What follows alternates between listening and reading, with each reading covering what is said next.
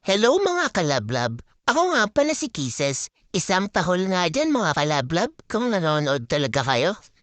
Ow! Ow! Kaya nga pala akong labrador at ito po ang aking daily routine. Nagpapakamot ako sa tiyan ko with my fur mama. Sobrang enjoy talaga mga kalablab. Hindi ko alam kung anong meron sa pagkakamot ng aking mama pero sobrang sarap. Sobrang sarap pala maging aso mga kalablab. Tatae ka lang, may magdadakot na nun para sa'yo, tas higa ka ulit, kakain ka na lang ulit, iinom ka na lang ulit, tatahol ka na lang kung kailan mo gusto. Di nga ako tumatahol mga kalablab kasi nakakatamad.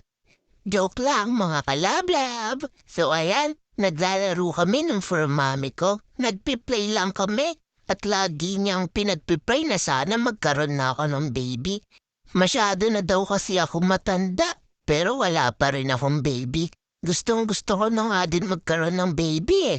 Nai-imagine tuloy ng fur mami ko and ng mga ate ko na madaming maliliit na kisses na patakbo-takbo sa loob ng bahay. Di ba masaya yun?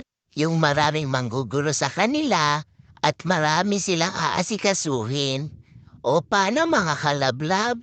Inaantok na ako rito. Hanggang sa muling pagkikita natin mga kalablab.